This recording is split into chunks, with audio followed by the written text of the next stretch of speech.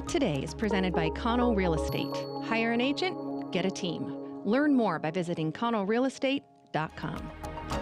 Hey everyone, I'm Chris Brown. We start with some breaking news this Tuesday evening. 3 Vancouver police officers are on paid leave after opening fire during an investigation shortly after 11 this morning at 4th Plain and Stapleton Road. A C-Trans spokesperson says one of their security officials had responded to reports of a drunk person at a bus stop. When they arrived, that person fled across the road, running into another man and sparking an altercation. Officers arrived to find one person unconscious and another man brandishing what appeared to be sharpened objects, which he refused orders to drop. According to video taken by a witness, officers first deployed a taser, but they were ineffective. The video shows the unidentified man throwing rocks at officers and then walking towards one officer with the weapon in his hands before they fired at least 6 shots. The condition of the man who was shot is currently unknown. The regional independent investigative team led by the Clark County Sheriff's Office will be conducting the investigation. Well, Clark County's COVID-19 outbreak appears to be continuing its downward trajectory. Over the weekend, we saw a dozen new cases, 4 more added Monday, bringing the total to 343 confirmed cases. There have been 21 deaths blamed on the virus, including 2 more over the weekend, both women in their 80s. All but one of the deaths in Clark County have been in people over the age of 60, including 14 in those over 80. And now for some good news for many. The Washington Department of Fish and Wildlife announced it will reopen some recreational fishing and hunting on Tuesday, May 5th in a phased approach. The department is asking hunters and anglers to enjoy those outdoor activities only if they can do so locally while also practicing physical distancing. Many wildlife areas and boat ramps will reopen that day for day-use only recreation, as will some recreational fishing. It was also announced that state-managed lands will be reopened for local day-use only recreation a week from today. The reopening will apply to state-managed parks, wildlife areas, recreation land, and boat launches. However, a word of caution, it may take several days for gates to be unlocked and sites to be serviced at remote areas due to limited staff capacity. Visitor centers, camping, and other overnight accommodations on state-managed lands will remain closed until further notice. The Department of Natural Resources also plans to reopen their recreation lands on May 5th for day use. Continuing on our coverage of the coronavirus pandemic, editor Ken Vance shared his thoughts today on what he termed a small glimmer of light beginning to peek through the dark clouds of the stay-at-home orders. Vance continues to join other Clark County residents in adhering to the governor's stay home, stay healthy order, but count him among the growing number of those who would like to see a little bit of normal return to our lives. The hope that Vance expressed included Governor Jay Inslee's relaxation of his ban on residential and commercial construction and the planned reopening of some of the hunting and fishing areas, as well as the opening of state parks and lands for recreational day use, which we just mentioned. And what Vance doesn't understand is what he calls an irrational fear by many about life returning closer to normal. He also wants to make sure that while we count the cases of those who have been infected and even died, we also take note of the collateral damage of the pandemic, which he believes is the declining mental, emotional, and physical health and financial impact, which is a result of the stay-at-home orders. Well, do you have thoughts about that? Sure you do. Head over to Clark County Today's Facebook page and share your comments. You can also follow us on Twitter, Instagram, and YouTube to stay up to date. Well, Battleground City Councilor Shane Bowman and his father Alan recently returned from a trek from Seattle all the way to the Arctic Ocean. The ALCAN 5000 is a massive rally that pits drivers in a race against each other, but also against the frigid cold of the Alaskan wilderness. Alan Bowman has beaten cancer 3 times now, but he says this trip wasn't on his bucket list when his son brought it up. Still, both men say the adventure was well worth the time and effort, and they're hoping to do it again in the summer of 2022. The rally starts in Kirkland, goes through Jasper, Wyoming, eventually through Dawson City, Skagway, and Yellowknife. Now, while it is a competition, the event is all about teamwork, sportsmanship, and most of all, survival. Bowman says they had to drive through temps well below minus 30 degrees. To read more about their adventure, check out the full story at clarkcountytoday.com. Well, back with some more good news is our own Jacob Graneman with the story of how local people dealing with Parkinson's disease are getting connected during this ongoing COVID-19 pandemic. Thanks, Chris. Jacob Graneman here.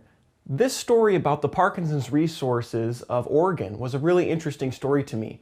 Of all of the COVID-19 stories that we've been doing, this one really was just incredibly compassionate to me, because there's a large population in Southwest Washington and Oregon that deal with the disease of Parkinson's. And for a lot of people that deal with Parkinson's, isolation and the inability to exercise in groups because of the shutdowns has been really difficult.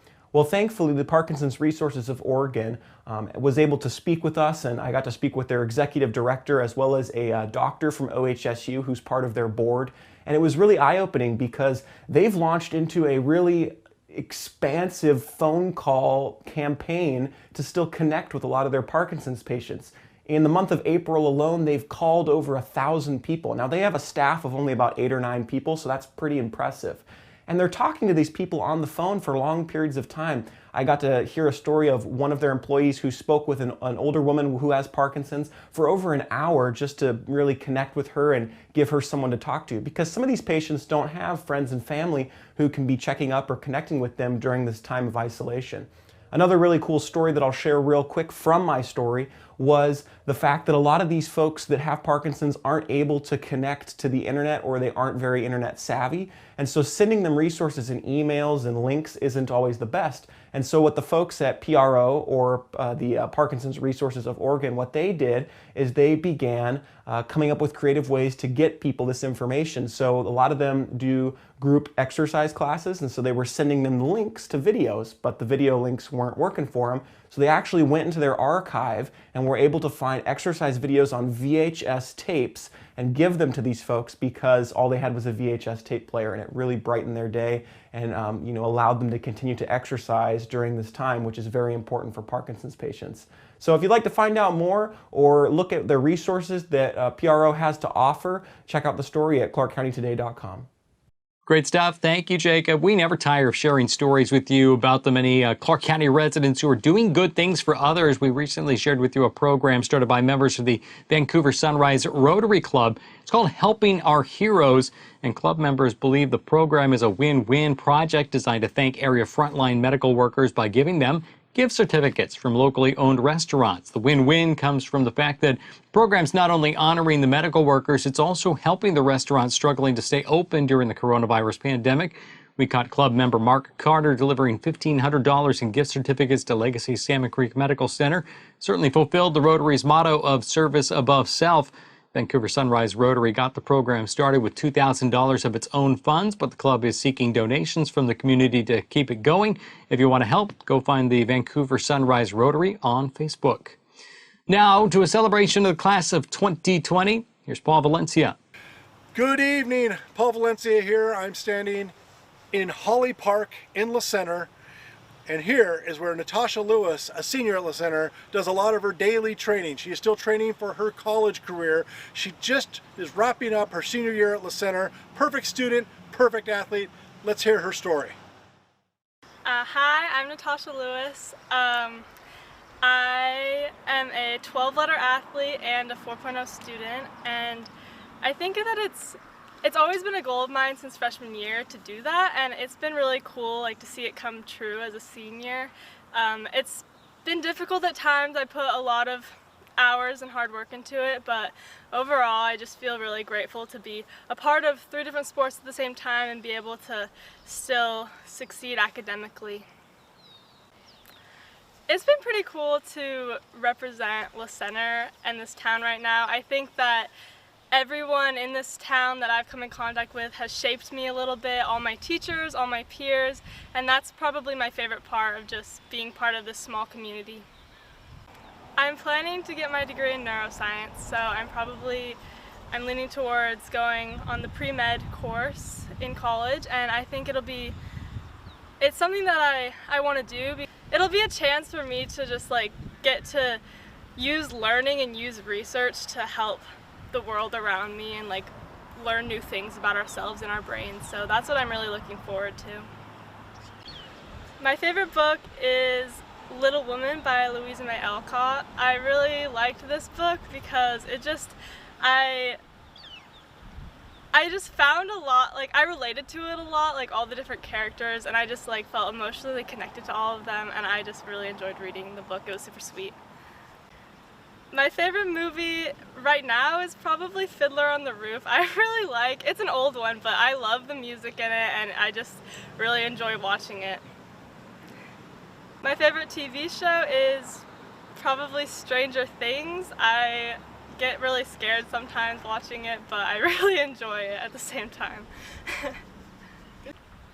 My favorite subject in school is probably math or science. I really like math because I like finding the patterns in different things, and it just makes it clicks for me, so I really enjoy learning new things in math. I took calculus last year and I really enjoyed that. But I also like science. I'm taking chemistry this year and AP physics last year, and those have been some of my favorite classes just because we get to do labs and I get to learn a lot of new things just about the world.